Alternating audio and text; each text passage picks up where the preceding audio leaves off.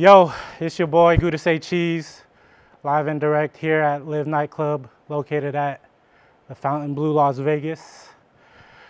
It's a special one and a special night with a special guy. It's always special every time I'm with him. Most of you guys know him as the host, the CEO. He puts the beat in R&B of Sim City, the hottest R&B party in the motherfucking world. But if you don't know him, y'all could call him Brilan, the vibe guy, or you could call him Shamir Prime, or my favorite, the Shamborghini. But today we are here with Shamir Kelly. I'm sorry, that was very long, but hey, like you said, motherfucker, chop that bitch up. But we are here with Shamir Kelly, brother. We are here going to talk about his journey, his upbringing, his event, and, you know, starting the wave and being the wave of the forefront of Las Vegas. So, Shamir, take it away. Damn, well, thank you, first of all. There's no one that gives you higher praise than you, and I told you that. Yes, sir. I'm Brilan Kelly, a.k.a. Shamir Kelly, a.k.a. the LIV guy, a.k.a. Mr. Sim City, a.k.a. Brilan, or Brilan, whichever one of the two. But thanks for having me, man. This is dope. Thanks for having me here at your club. Yeah, no, for real. This is crazy. I wonder if any, like, you know, has ever shot a podcast in the club. This could be a first. I've always had the vision of doing a pod during an event, though. Yeah. That would be fucking crazy. That would be dope. But yeah, no, eventually. But this is dope, honestly. I like this. Welcome to my crib. Yeah, welcome. You know. This is crazy. So let's get to it. Entertainment manager at LIV Nightclub. DJing at LIV Nightclub. Type. But you started as a busser here in Las Vegas. Mm-hmm. But even being a busser, you were a 6'10" point guard out in Denver, Colorado. Yeah. We don't got to go deep in the bag, but if you want to just talk about, you know, your journey from being a busser over there at Resort World, coming here, and you know, being the face. Thank you. You did your research. I think what a lot of people don't know is when I first came back from school, my first job. First of all, there was no coming back from school and not having a job. You was gonna do something. Brian Kelly will have you do something. I went to FedEx, and it was the graveyard shift at FedEx, and I was moving boxes. Now, I'm not a big stature, you know what I'm saying? And like, I'm already really not a morning person. That was the craziest job I ever had because it was the people, my coworkers, right? It was just, bro, it was wild. 5 o'clock in the morning, Chewy boxes. Chewy boxes to this day haunt me. You know Chewy boxes? Yeah. It's like Amazon dog food, 50 pounds. Boy, what? I heard that's a nightmare for the packages. Yeah, nah. Man, a full Chewy truck. You damn near want to jump off the edge of the damn thing. But, I did that for a little bit, and I was at Rampart Casino. Shout out Rampart. I did the pool there for the summer, and then jumped inside, and I did the restaurant for a little bit, you know. And luckily, this is all around the time that Circa, you know, was opening up. You know, also after the pandemic. But in between then, I worked at Earth Cafe. I always forget my time at Earth Cafe. Wow. Yeah, no, that was a wild time. Yeah, my boba skills was like that. But then after that, you know, kind of moved over into more of, I would say, quote unquote, the industry, right? We did Circa, where I was a bar back. And then from there, we went to Resorts World, AKA IU. And we were a busser only a couple years, 2 years? No. I'll take that back. 1 year at Circa, 3 years at Resorts World. 3 years at Resorts World, and then Fountain Blue. And you've opened up all 3 first crew properties, right? So, yep. That's crazy. Yep. There is another person that's done that with me. Shout out Tab. Shout out Tab. 3 feet. Shout out Unc. Shout out. That's him. That's not me. I didn't say that. We're probably the same age, but hey. Type. I mean, just knowing you, not even that long, but just following your journey, just, you know, being around your energy, experiencing everything that, like, you put yourself out there from, you know, from being a busser to now, it's I don't want to glaze, but it's very inspirational. A lot of I don't think you realize it, but a lot of people here in Vegas like admires you as a person, even outside of the club. I hear it even when you're not around. I see it every time people are around you. Yeah, bro. Like I always tell you, you're like 1 out of 4 of Mount Rushmore in Vegas. That's no cap for sure. So Thanks, man. enough with the glazing. Hey, shout out. Appreciate that. Yeah. But let's talk about Play It Loud and your journey going to Play It Loud. My little baby. Your baby. Yeah. Like how from a busser to a manager to a DJ, all within what, a year and a half? Yeah, no, a year Crazy. and a half. We've been DJ for about 5 months at this point, 5-6 months, and it was cool. Like this is my first corporate job. You know what I mean? So this is my first time really like working with a team, being in the office, like really learning more of like a professional side of what we did, locally, and more like I would say a more budget. You know what I mean? I feel like that's the biggest difference, location and budget. But I learned so much here, and I was in this booth. People don't know when I was going to Simp, right? That next day, catching a flight to come right back here. I got doubles, a year of doubles. I had 4 days off a couple months ago. And now bro, that was clinically detrimental to my health. But, I was always in this booth and I kept hearing, and I was fortunate enough to get to be in the booth with, like I would say 3 DJs that have played in this city through decades. You know what I mean? So it's like seeing how they work a room and, seeing the newest and best talent come through the doors and listening to them and seeing all the differences. And then seeing the back end work of all this stuff, you know what I mean? It was very eye-opening to me, but it was like I became obsessed with it in a sense, right? And all while trying to throw the hottest R&B party in the world. And then learning how to do office work. Excel was foreign to me, bro. What? Excel sheets, Outlook. There's like a whole ecosystem of like emails that if you don't have this email, you can't sit with us. You know what I mean? But I don't know anything about that, right? Yeah. Hold on 1 second. Seeing the inner workings of how all this stuff fucking works, right? And taking a genuine love for house music. Like, I feel like if anybody knows me, I always dabbled in the Louis the Childs, the Kygos, the mainstream stuff that like I caught every blue moon, but I put it in my iPod. You know what I mean? I liked it. And that put me onto an entire, mainstream genre, right? And I get to work here. And I would say it's before I worked here. It was definitely before I worked here.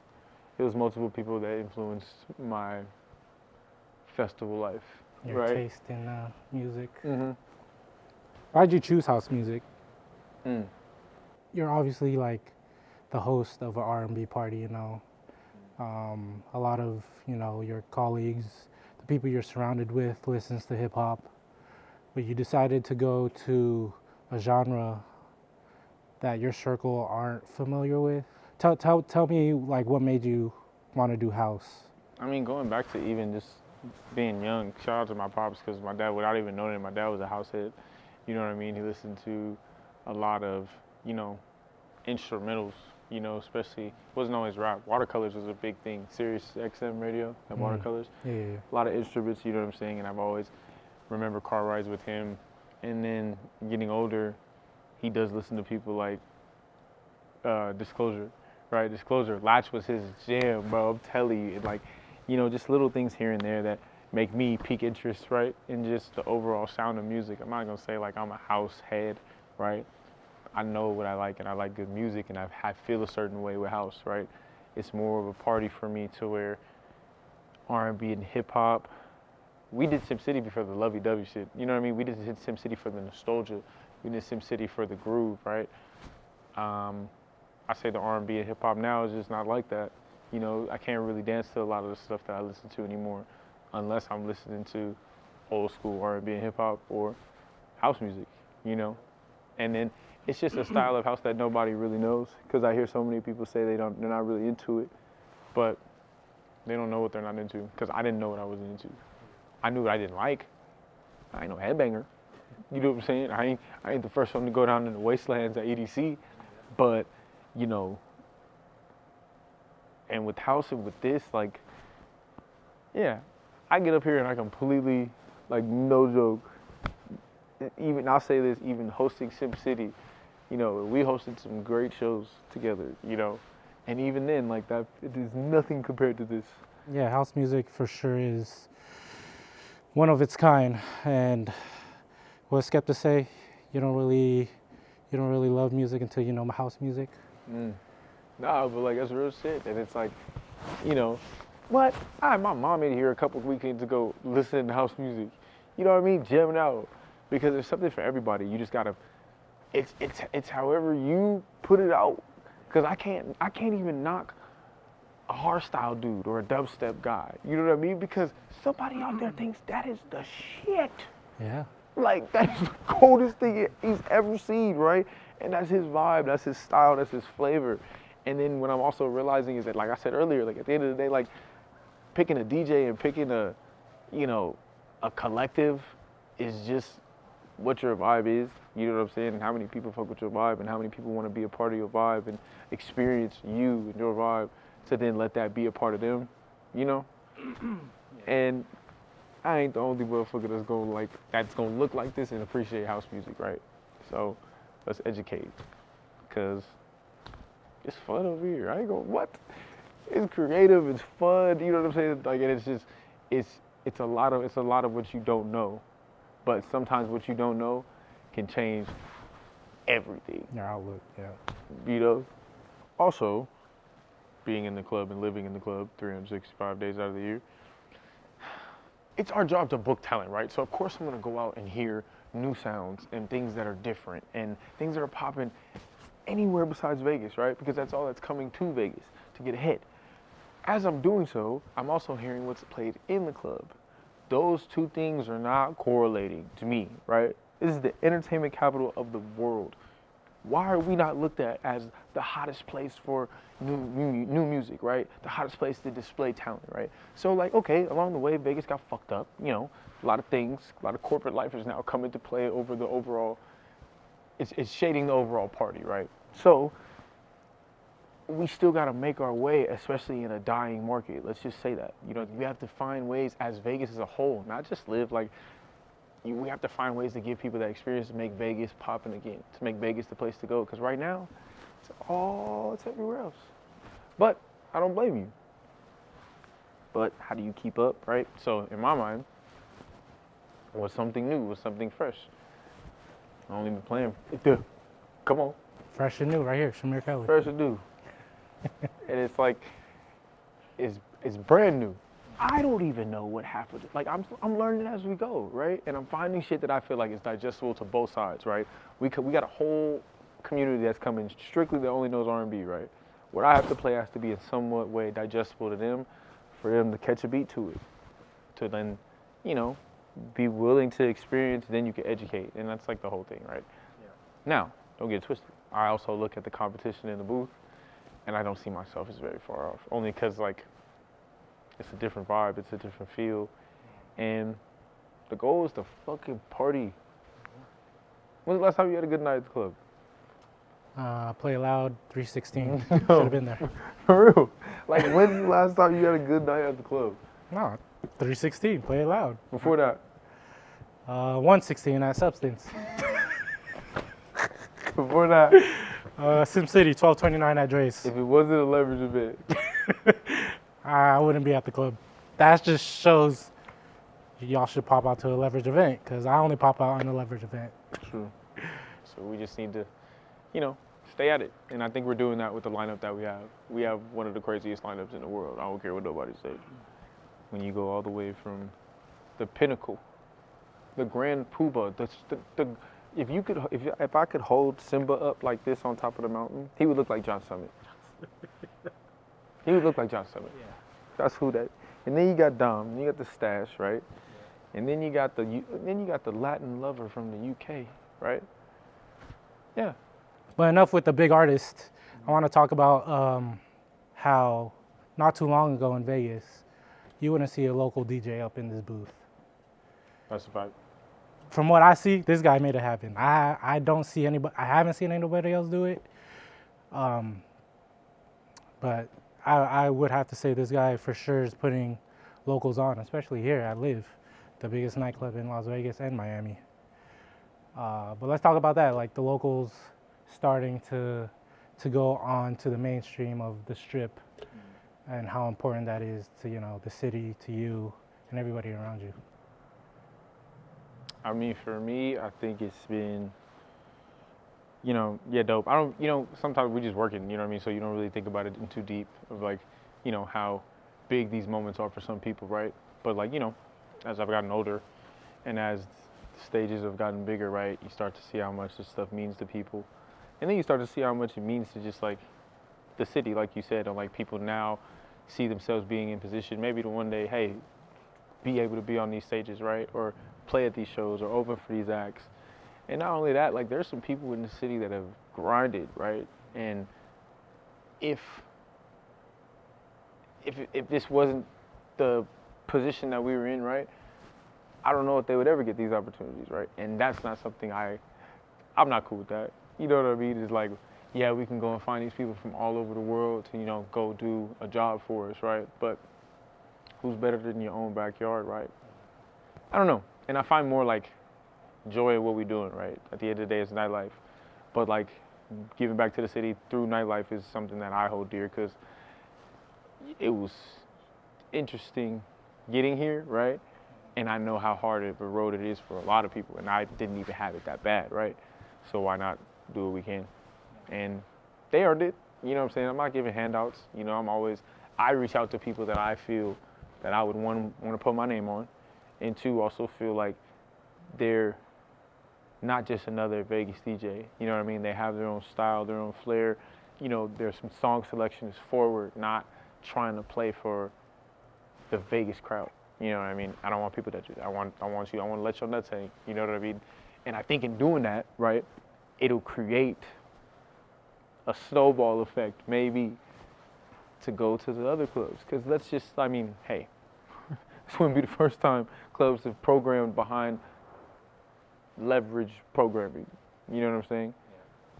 Yeah. R&B wasn't a thing on the Strip until what? Let's be real. Hip hop for sure reigned supreme. But in the time when in the time where everyone was looking on where to go, R&B became that lane for everybody. But I think we all know, and that's cool.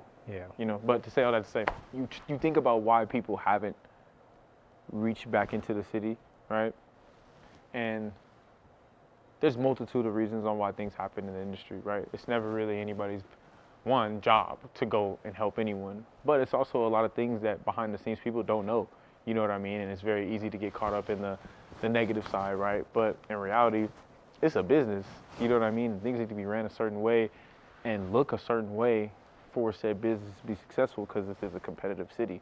So, you know, I don't look at it as like, damn, Captain Save-A-Ho, you know, or Robin Hood of Vegas, you know what I mean? Or like, I look at it as like at the end of the day, these people are just being highlighted to do a very big job, right? And now that they've been seen doing it successfully, how does the city react to them as individuals, right? Their brands, you know, and see where that goes. Getting locals to play on the Strip like makes a stamp of like, and like what talent we have here. Yeah. Yeah, I agree. And that would be able to like, you know, expand outside of Vegas, you know, or have people come to Vegas more, you know. Yeah, because people get like, what are we talking about? Like, we got some of the best food in the world, right? The best shows in the world. So who's to say that we don't have some of the best, like, hello, when we go down the history books, right? DJ Vice, DJ 5, right? Like, E-Rock had his time, you know what I'm saying? And I can't even go back that far. I can only go off of what I know. You know what I'm saying? I know DJ Dash has been in this city for years. A brother on the win, always been credible to me. You know what I mean? That's respectful.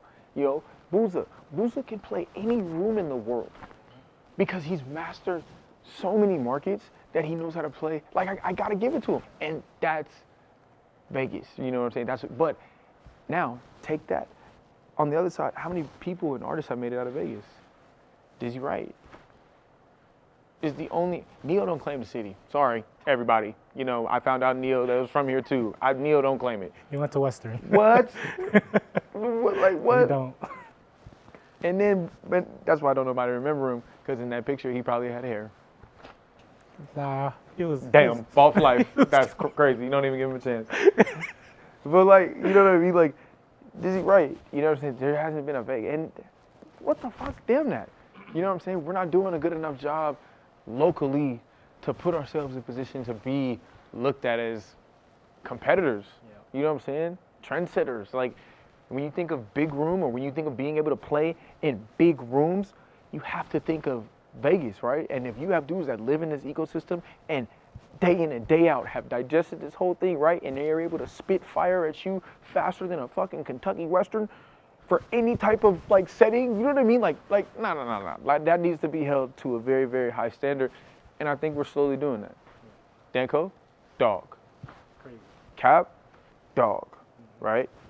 Slowly but surely we're getting more guys. Guess who's opening for Sammy Virgie?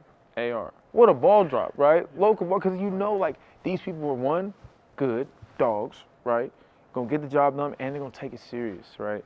So where it is a production. Overall, thank you. And it's great to be looked at in that way.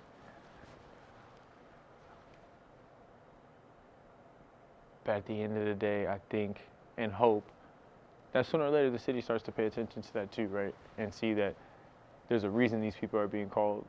Yeah. You know what I'm saying? There's a reason these people are getting these opportunities. It's not just handouts from my end because I'm not dumb. Like, what the heck? This ain't no come one, come all, kumbaya. Like, I know the position that I'm in too. And, you know, I put my career on the line every time these guys step on. Yeah. You know what I'm saying? And have will. Kilo before everybody. You know what I mean? Kilo was the first person I took my shot on and always will. You know, but not because that's my dog, but I believe in him as a DJ. I believe in all of these guys as DJs, you know, and also respect Shamir. You know what I'm saying? Like, I wouldn't step on these stages if I didn't understand and respect what this is, right? But then take that the other way, and also I feel very confident coming into doing this, right? Because I see a huge lane, and I don't see anybody taking it. So I want to. And have a good fucking time doing it, right? Half of the time, I'm just playing with y'all. Me and you in the booth having a good time. My homie, more and more people just end up wanting to experience, right? Which is dope. But at the end of the day, I'm just playing house music that I like. I'm learning, like, what? I don't know, like, every day I'm stressing, because it's like, what vibe? But at the end of the day, it's not it's what vibe Shamir is, you know what I mean? And it's with every DJ, like, people are just coming to buy into that said brand, that said person, right? That's dope. You know what I mean? I find that cool as hell. You know, so it's like, why not? And why not try things? I think we live in a generation where people are very, very afraid to, you know, just be okay with things not working out. You know what I'm saying? Not being okay with, hey, I tried this. You know what I'm saying? It didn't work out how I planned. It might have failed, right? But I did it. And I'm going to learn from this, and that's going to lead to something even better, because if this didn't work out and I felt so strongly about this, what am I really meant for? You know? It just encouraged people to just start trying things. Because the DJs, this is crazy. This is insane. I remember the first time we got up here, I looked out, it was the disco. I said, wait, did we think this through? That's a lot of people. I said, dang, these buttons just got real small. I said, oh yeah, nah. So remember that one day when you had to open up for Dom Dollar? It wasn't that too long ago, was it? Oh, you want to do that right now? Okay. People got to know how you did it. How I did? Not how you did it, but it was a schedule. Ah, damn, can I even say this? This is even allowed? All right, look. It was yeah, it was fucked up. Like, it was a shitty situation, right? Miscommunication. And on my behalf, let's just say my behalf. Let's just say, yeah, I get a call, and I'm just getting out the shower. Mind you, I don't have to be at work for like another 50 minutes. You know what I'm saying? A good time. Came home to get, you know, showered after Beach Club. I get a call, and it's Manny. Manny's our production guy. Well, that's weird. That's Manny calling me. I also see a call I had from GM, right? He also called me. Why is he calling me? It's not a good sign when this man, the GM's calling you. Good guy, you know. Shout out, management team. Love my ops team. All right. He says there's no DJ. I said, oh my God. It's Dom Dollar Day. It's Saturday. What do you mean there's no DJ on a Saturday? And I go and finally answer Manny's call. He said, it's your time, man. It's your time. You gotta get here. You got your USB. I said, Manny, I can't play for Dom Dollar.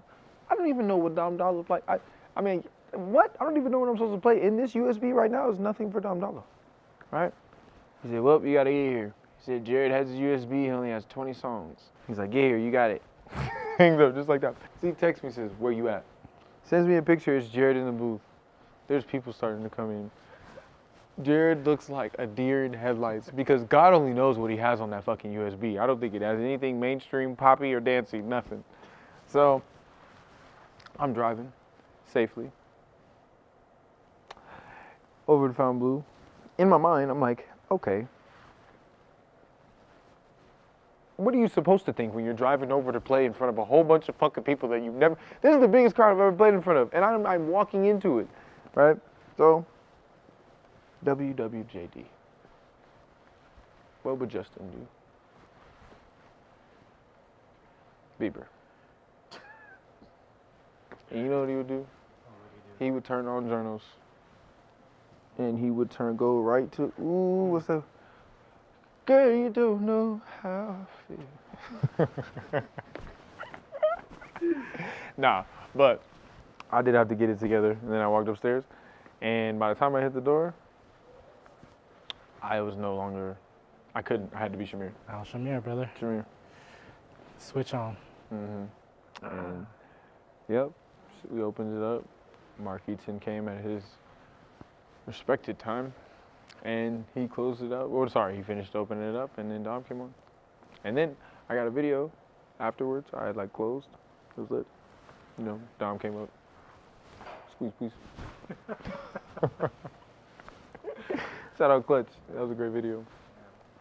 Hey, back-to-back Shamir Kelly and Dom Dollar at EDC one day. Put it out there. Or Red Rock. What's up? Damn, that'd be a tall ass back-to-back. You know how he be in the movie. Play It Loud. Your baby.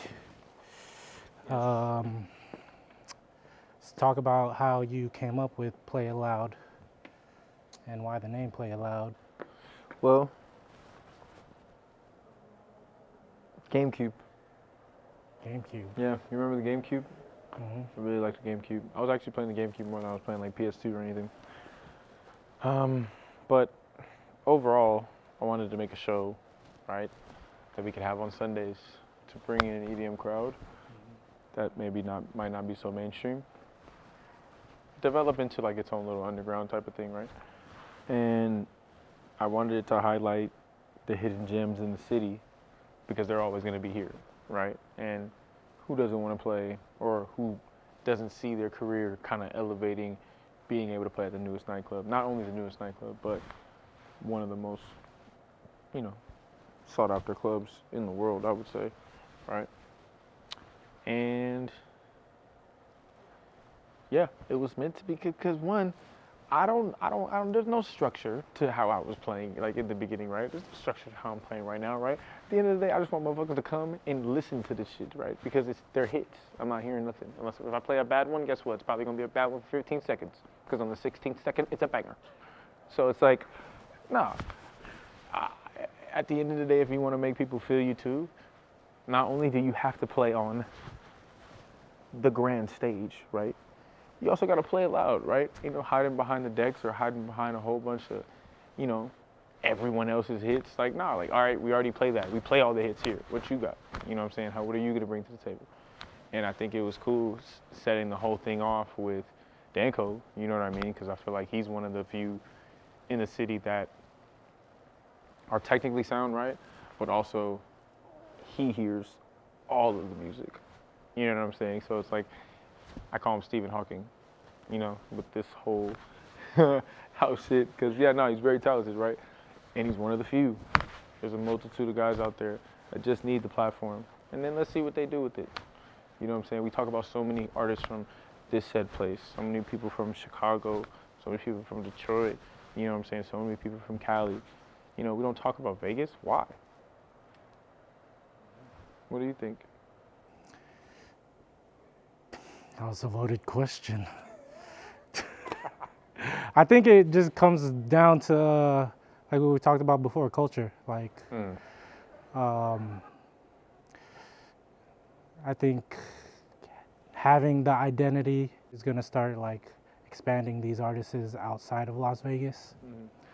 Like, it's ironic how we're like the biggest entertainment in the world, but you rarely hear anything about local artists, you know. But yeah, I think it was just mainly culture that was a missing piece of the whole thing.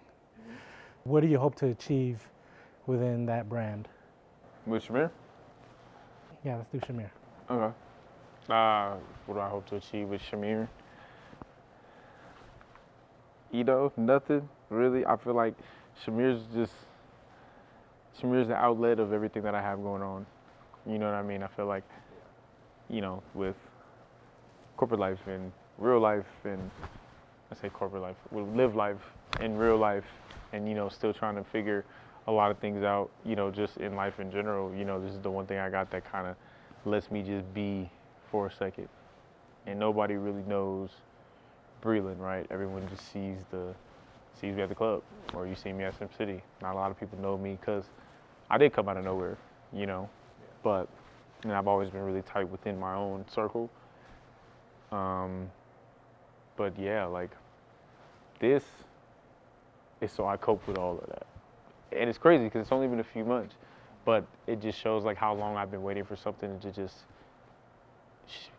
be for me, you know what I'm saying? 100% me, however that looks and sounds, you know, so whatever that turns into, no, you know what I mean? But in the process, is like, this is just getting the spark back, you know, because life ain't going nowhere, you know, we still got to figure it out, but at least with this, I'm able to figure it out in peace within the chaos. You know what I'm saying? So would you say your true self would be Shamir Kelly? I wouldn't say all that, because I feel like I still am me, right? I just feel like Shamir is just like, it was about to be Brilan Kelly, and then my dad was like, nah, you can't do that, what if something goes wrong? I'm like, you know, you're right. Shamir Kelly is exactly what the fucking club should be again. Free, dancing, vibe, sweating. When's the last time you danced with a girl at the club? What happened? What? I remember we used to be at the parties, you couldn't even come in that motherfucker if you didn't have a song and a bottle. Because when you put that bottle out, you better bless that. Like, bro, what? Girls don't even dance, so, like, no, trust me, I have a whole thing. I'm gonna come out with, but. Yeah. But that's just Vegas. Girls don't dance in Vegas. They dance everywhere else. Sucks to say, but why is that? Shit, they was dancing when we was coming up. I tell you, I go get Jay right now. Jay teach you head back booty. They don't even know about that, huh, Jay? But now, like, pause. That just sounded crazy. It's how he used to teach girls how to, you know, head back booty. I get. But overall, it is about one thing and one thing only. Let me ask you, how have you experienced the last couple of Shamir Kelly sets? Oh, yeah. Why you wait? This shouldn't be about me, brother. This is about you and Shamir Kelly. Why don't you ask me? So, how have you felt for the past Shamir Kelly events? Well, the first one, it was me, you, and 11 other people. But I think it was still a great first one That out. was the craziest. That was the craziest set. I ain't gonna lie. The first one? Yeah. Dope. Dope. I'll bias.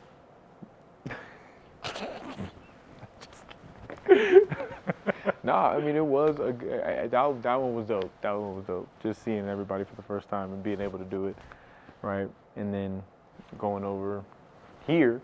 That was the pregame. You know what I mean? Pre-game, it was really just the pregame. Come on. Yep. Yeah, honestly. And then coming over here and doing disco lines.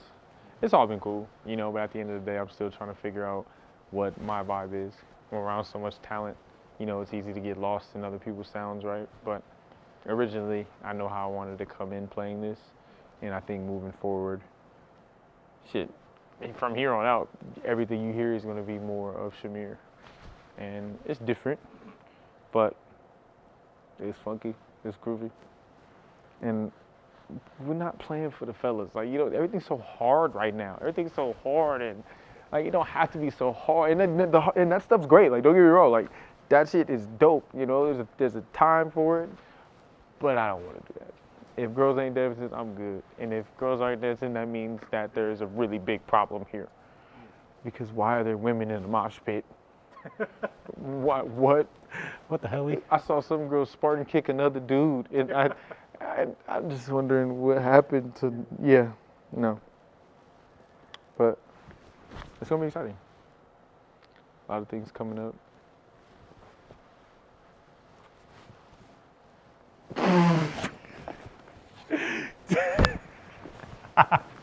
A lot of things are coming up. Oh, what things, like, so you got a lot of things coming up. What do you got in the calendar? Yeah, okay. You said, yep. Right. Oh, that's great. Ready, go.